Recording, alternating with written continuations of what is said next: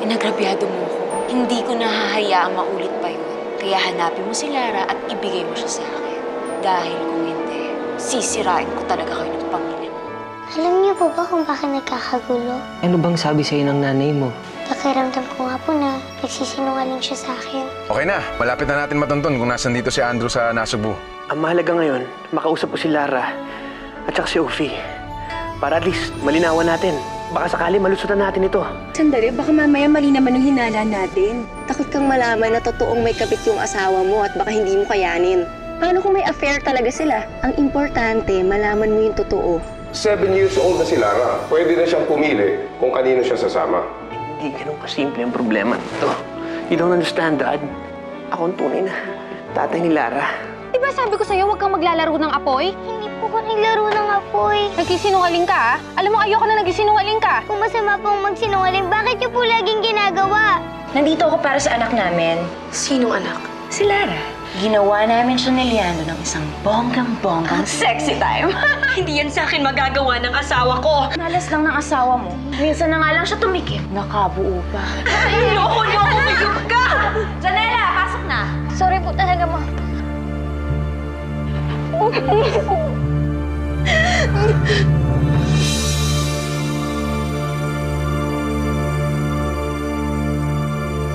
Walisin mo na yan. Tapos huwag na kayo magsasampay dito, ah. Doon ay magsampay sa kabilang lote. Andrew, lalabas lang ako sandali. Bibilan ko lang ng ointment si Lara, may paso kasi siya eh. Okay na ba siya? Yung paso niya, maliit lang yun, okay lang yun. Ang iniisip ko yung gulo ng sitwasyon. Mas malala yun eh, yung tumatakbo sa utak niya. Naisip ko na siguro nga tama na hindi kami nagtago ni Lara. Ano nang balak mo ngayon? Kailangan ko makausap si Leandro. Mahabang panahon naman ang pinagsamahan naming dalawa. Siguro naman maiintindihan niya kung ba't ko nagagawa ang mga nagagawa ko ngayon. Baka matulungan pa niya ako para hindi makuha ni Janet yung bata. Tama. Mas mabuting marami kang kaibigan kaysa kaaway. Tatawagan ko siya agad pagbalik ko. Sige.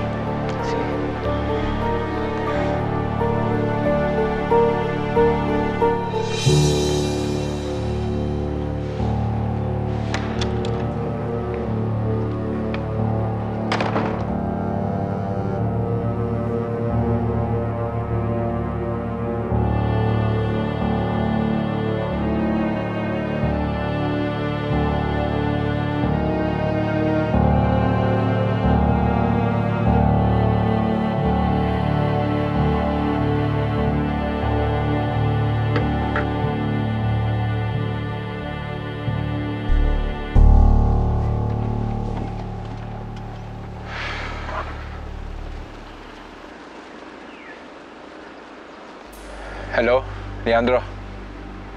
Nakita ko na si Ophelia. In 1 hour? Sige po. Maraming salamat, ha? Bessie, bakit? Tatanong-tanong ka pa? Alam ko na ang lahat. Manloloko ka!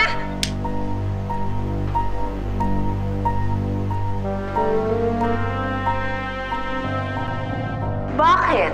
Akala niya ba santo yung asawa niya, ha? Sorry na lang siya at pumatol sa akin si Leandro ng bonggang-bongga. Pero ate, dapat hindi mo na ginawa yun. Siyempre, masakit din naman kay ibang beses na malaman na nagkaanak si Sir Leandro sa'yo. Tapos kinupkup niya sa poder nila. Para siyang sinaksak patalikod, ganon. Bakit kasalanan ko ba yun? Dapat nga magpasalamat siya sa akin. Winasak ko yung katangahan niya. Dapat kasi ate, hindi ka na nakialam eh. Dapat hinayaan mo na lang Sir Leandro na ayusin yung problema nila. Kawawa naman sila kung masisira yung relasyon nila. Mabait silang tao. Kilala ko sila ate. Tapos ngayon, magigilty ka ng ganyan. Eh, ikaw nga ito nakapagsabuatan sa Ophelia na yan eh. Ate, nagawa namin yun dahil may dahilan. Ginawa namin yun para hindi na sila magkagulong mag-asawa. Sige na nga, Kebs na. Basta ibalik lang nila sa akin si Lara.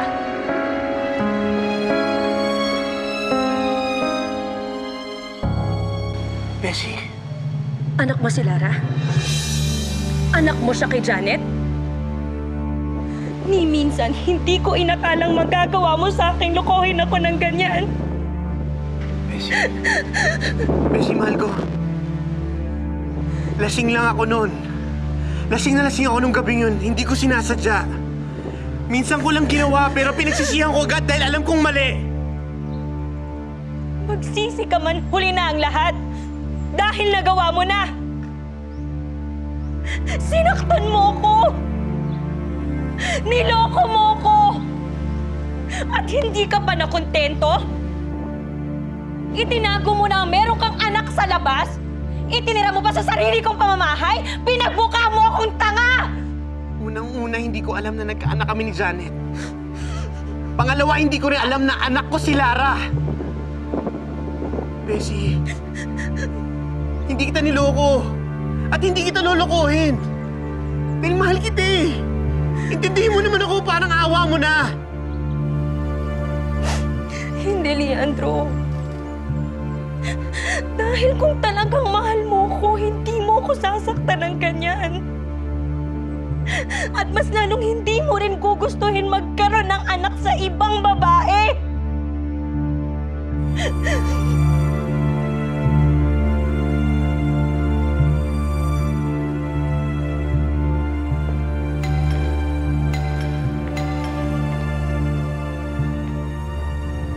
Oscar? Andrew! Andrew! Buti may napagsabi sa akin kung saan ka makikita. Bakit? Anong kailangan mo? Naisip ko lang kasi na sa'yo tatakbo si Ophelia at saka si Lara eh. Pwede ko ba silang makita? Wala sila dito. Pero nakita ko si Ophelia dito kanina eh. Sabi lang wala sila dito eh. Tito Oscar! Lara? Wala pala ah. Tito Oscar! Lara! Basta ka na. Hindi po. Wala pala eh. Bessie! Bessie! Hindi ko ginustong lokohin ka. Patawarin mo ako. Mahal na mahal kita. Pinagsisihan ko lahat ng yun. Kung alam ko lang.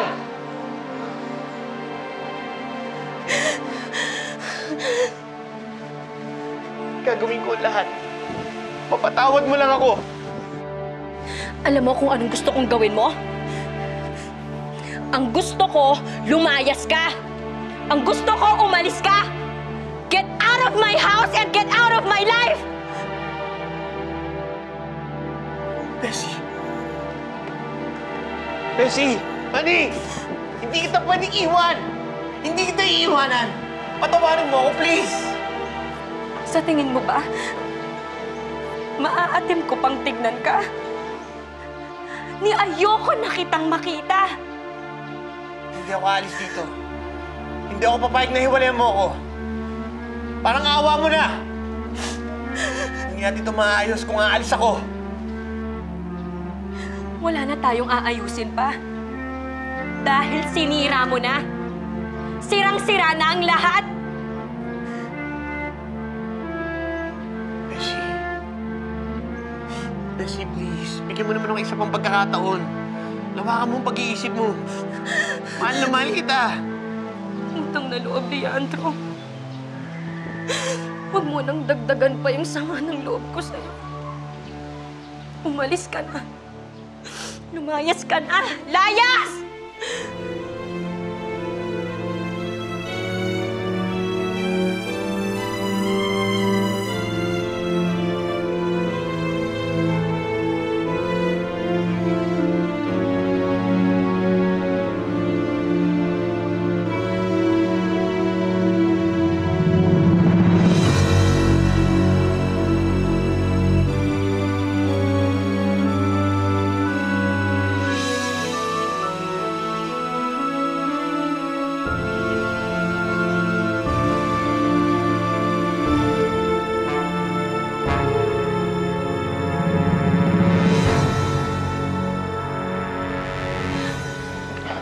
Ophelia, Ophelia, I'm sorry. Bigla na lumabas si Lara eh. Hindi ko na alam kung anong gagawin ko. Nay! Dinadalaw po tayo ni Tito Oscar. Namimiss na daw po ako ni Ninong Leandro. Anak, dun muna kayo sa loob ng Tito Andrew mo. Andrew, pakikuha muna si Lara. Lara? Ophelia, Inutusan ka ni Leandro. nag-aalala siya sa inyo ni Lara eh. Gusto niya bang kunin sa akin ang anak ko? Ophelia, alam mo namang hindi ganun si Leandro. Hindi ka man niya papuwersahin eh. Gusto niya lang makapag-usap kayo, maharap mo sa kanya si Lara. Siguro naman, panahon na para malaman ni Lara yung totoo niyang ama. Hindi ganun kasimple yun. Maguguluhan pa yung bata eh, mabibigla yun. Kailan mo aaminin sa kanya? Lumabas na lahat ng totoo. Kailangan mo nang harapin to, Ophelia. Anak ko si Lara, ayoko siyang mawala sa akin. Yun lang ang alam kong totoo. Pero si Leandro pa rin ang ama. Oscar, 7 taon. 7 taon ako lang naman na nag-alaga sa anak ko. Ako lang yung tumayong magulang niya. Minsan hindi naman siya naghanap ng isang ama. Dahil pinunan yun ni Leandro. Siya yung tumayong ama kahit hindi niya pa alam na si Lara talaga yung anak niya. Hindi mo ba naiintindihan, Ophie? Ang laki ng atraso natin kay Leandro. At tinulungan kitang maglihim sa kanya. Pero, higit pa sa kanya, kay Lara, kailangan niya ng ama. Kailangan niya si Leandro. Sige, Oscar. Iintindihan ko na. Kakausapin ko na si Leandro.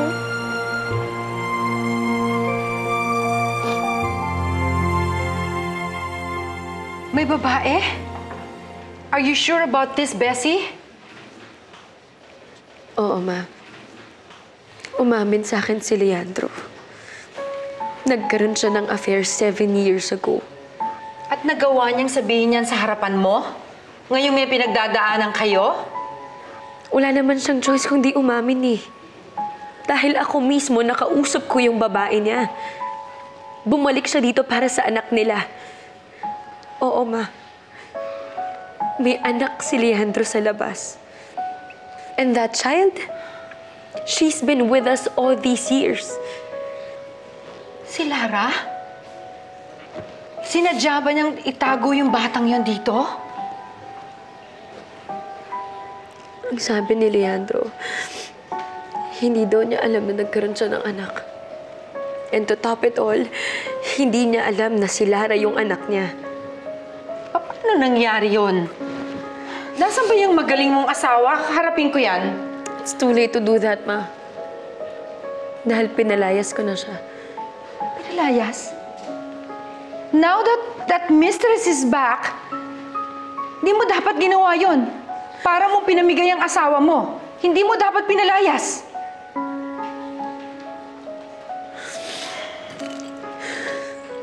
Niloko niya ako. At hindi ko matatanggap yun, Ma.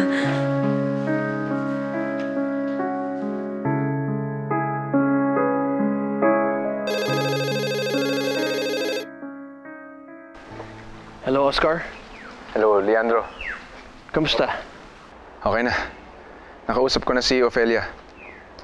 Oo, pumayag na siya na magkaharap-harap kayo. Mabuti naman kung ganun. Gusto kong sumunod dyan eh. Kaya lang may problema eh.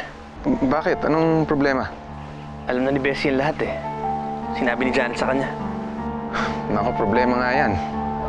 O sige, unahin mo na muna yan, Leandro. Ako na bahala dito. Huwag ka mag-alala, dadalhin ko sila sa'yo. Salamat, Oscar.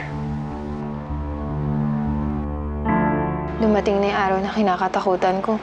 Mawawala na ata talaga sa akin si Lara. Ophelia, manindigan ka. Huwag mo hayaan mawala si Lara. Saka huwag mong kakalimutan na ikaw ang legal na ina. Bakit mo bibigyan ng pagkakataon si Leandro na maagaw niya sa iyong anak mo? Andrew kasi, ano na bang gagawin ko? Paano ko maghabol si Leandro? Abogado siya.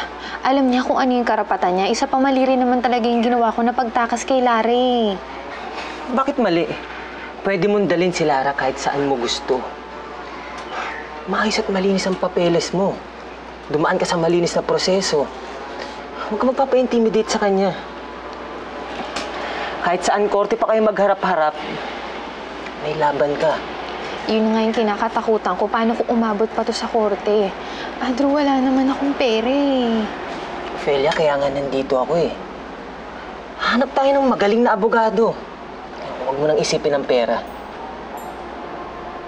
Sobra-sobra na to, Andrew. Ayoko namang abusuhin yung pagmamagandang loob mo sa amin ni Lara. Usang loob akong tumutulong sa'yo, Ophelia. Hindi na rin iba ang turing ko sa'yo. Basta magpakatatag ka. Huwag mong isusuko ang karapatan mo.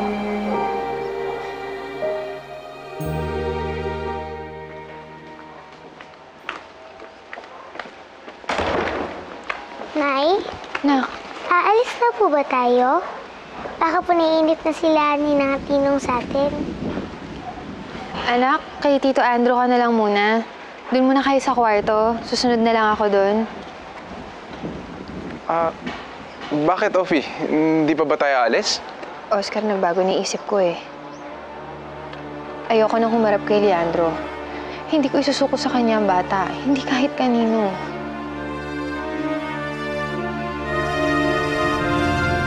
Bessie, huwag mong isuko ang asawa mo ng ganun-ganun lang. Ma, hindi mo naiintindihan eh. Dahil ikaw hindi ka naman niloko ni Daddy kahit kailan. That's what you think. That's what you think. Because all these years, pinotektahan kita. In the same way na pinotektahan ko ang pamilya natin. Ang ibig mong sabihin? Yes. Your dad also had an affair. Pero pinatawad ko. Magbabago, nagbago. Everybody deserves a second chance, Bessie. At yun ang pinanghahawakan ko. Kaya nanatiling masaya at buong pamilya natin. Hindi ko alam, ah. Hindi ko alam kung kaya ko pang patawarin si Leandro. It doesn't matter kung ilang beses niyang ginawa yun eh. Niloko niya pa rin ako. At kung nagawa niya yun ng isang beses, kaya niya yung ulitin ulit. Bessie.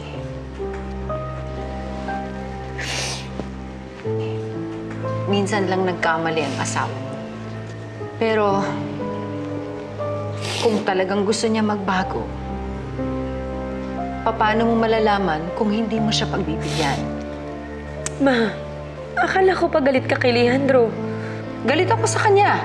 At gusto ko magalit ka rin sa kanya.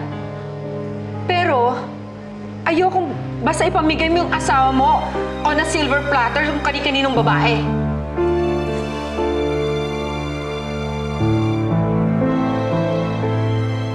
Pero, Offie, nag-usap na tayo, di ba? Pumayag ka na magkaharap-harap kayo. Oscar, kasi pasensya ka na. Nakapag-decision na talaga ako eh. Pareho lang naman sila ni Janet. Ang gusto lang nila ay ang makuha si Lara. Hindi. Natawagan ko si Leandro ngayon. Mag-usap kayo. Ayoko. Oscar, wala na kaming pag-uusapan. Huwag ka nang tumawag. Hello, Leandro. Mag-usap kayo ni Ophelia. Tito Oscar? Si Ninong po ba yan? Lara! Pwede ko po ba siyang kausapin? Si Lara ba yan, Oscar? Narinig ko siya. Pakausap nga. Oo. Andito si Lara. Gusto ka niya raw makausap. Oh, ito, ninong mo. Diba sabi ko sa'yo, doon ka lang sa kwarto. Bakit ka pumunta dito? Sabi ko naman sa'yo, Lara eh. Kulit mo kasi. Halika na.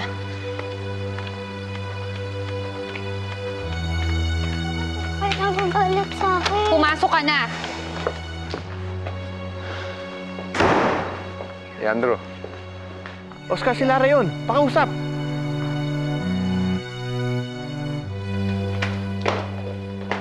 Nay, ano po bang kasalanan ko? Hindi ka sumusunod sa akin, yun ang kasalanan mo. Gusto ko lang naman pong kausapin si Ninong. Masama po ba yun? Bakit ba ang dami mong tanong? Bakit hindi ka nalang makinig sa akin? Kung meron naman ako mga pinagbabawal para sa'yo din yun. Pati po ba kausapin si Ninong Leandro, bawal? Bakit po bawal? Di ba nga po pupunta tayo sa farm para makita sila? Farm?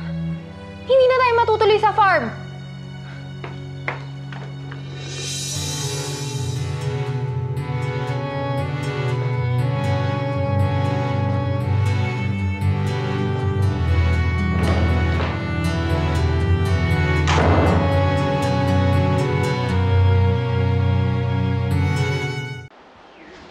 Oo. Oo nga.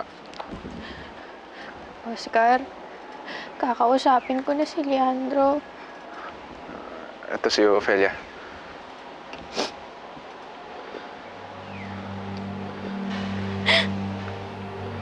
Hello? Ofelia, ang sinabi ni Oscar nagbago daw isip mo. Ayaw mo na raw harapin. Please, wag naman. Harapin mo ako, wag kang matakot sa akin. Leandro, nagmamakaawa ako sa'yo. Huwag mo na kaming guguluhin ni Lara. Total, okay na naman siya sa buhay namin eh. Pero Ofelia, anak ko si Lara. May karapatan din ako sa kanya. Huwag mo naman ipagkait yun sa akin. Leandro, si Lara lang ang meron ako. Siya lang ang nag-iisang mahal ko sa buhay. Hindi ako papayag na kunin mo siya sa akin. Look, Ofelia, kung gusto kong kunin sa'yo si Lara, matagal ko nang ginawa. Pero hindi ko naman gagawin yun eh. Wala akong balak gawin yun. Dahil alam ko masasaktan din lang si Lara. Ofelia, gusto ko lang siya makita. Nakikiusap ako sa'yo. Please naman pumayag ka na. Sige, Leandro, papayag na ako. Pero mangako ka sa akin, hindi mo sa akin kukunin si Lara. Yes, that's a promise. Salamat, Ofi.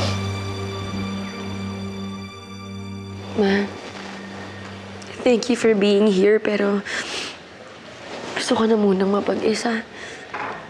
Iwan mo na muna ako. I understand, anak. I understand. Pero tandaan mo to, huwag mo basta isusuko ang asawa mo sa kahit kaninong babae. Umiyak ka, magalit ka sa kanya, parusahan mo. Pero sa bandang huli, tawarin mo rin.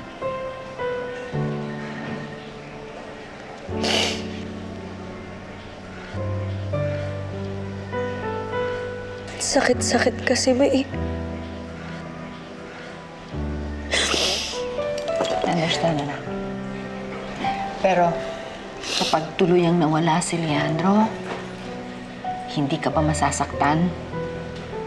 Alam kong mahal na mahal mo ang asawa mo, Bessie.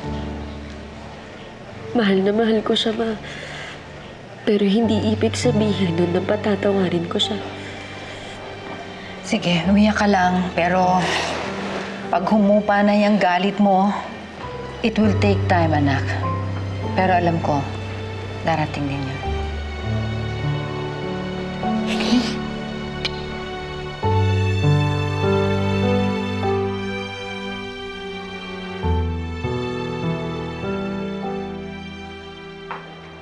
Oh, ano nangyari sa lakad ninyo? Nahanap niyo ba yung lugar ni Ofelia? Ayun, pinapahanap pa rin daw ni Leandro. Kainitan pa nga kami. Hindi raw siya papayag na dalhin mo si Lara sa Japan. Natural, hindi papayag yun. Ano ka ba naman mag-isip? Siyempre ate, tatay yun eh. Noon nga na hindi niya alam na anak niya si Lara, minahal niya eh. Ngayon pa kaya, na alam niyang may karapatan siya. Hayop na Leandrong yan. Ako pa ang binangga niya, ah. Siguro alam niya na ngayon na sinumbong ko siya sa asawa niya. Tingnan ko lang kung di siya hiwalayan. Ha, ha, ha. Ano ka ba naman ate? Pwede mo lang makuha yung anak mo na hindi ka naninira ng relasyon eh. Eh, kaysa naman relasyon namin ni Genki ang masira, no? Ginagawa ko lang lahat para mabawi ang anak ko. Si Leandro. Siya ang susi para mahanap mo yung anak mo. Tiyak hindi yung titigan hanggat hindi niya nakahanap yung bata. Ba't hindi mo tiktikan si Leandro? Huwag mong tantanan hanggat hindi mo nahahanap si Lara.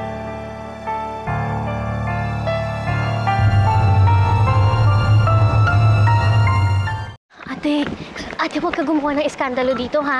Ang sabi ni nanay, magman-man ka lang, ha? Oo na, oo Huwag ka na. gumawa ng gulo. Oo na nga eh. Janela! Si Leandro? Wala. Nagmamadaling umalis kanina. Umalis o tinataguan lang ako? Ate, ano ka ba? Pasensya na ho. Gusto lang na malaman kung nasa si Sir Leandro. Wala na dito ang hinahanap ninyo. At talagang pinagtatakpan mo pa rin yung taksil mong asawa. Hindi ko siya pinagtatakpan. Wala na siya dito dahil pinalayas ko na siya. Kaya ikaw, you have no business showing your face around here. Aba, hinahamon ako ng sosyal na to, Hoy, sosyal na rin ako ngayon. Lumayas ka dito. Lumayas ka. Huwag na magpapakita dito. Aba! Ate! Ate, tama na. Tara na. Sabi ko, minahon ka. Ano ka ba? Tawag mo nga ako? Tawag mo ako? Mabuti naman, nagbago yung isip mo. Alam mo namang hindi nadadaan sa magandang usapan. Alam mo, Offie, kakampin mo si Leandro. Sana huwag mong kalimutan yun. Ewan ko ba? Nagiging bulag na ako dahil sa takot na baka mawala sa akin si Lara. Hindi ko nga dapat sinigawan yung bata eh. Lara, anak, pasensya ka na kung... Lara? Si Lara, andito lang yung kanina eh. Ophelia! Ophelia, na ito si Lara umiiyak sa labas ng gate. Sinundan ko siya pero bigla siyang nawala. Ha?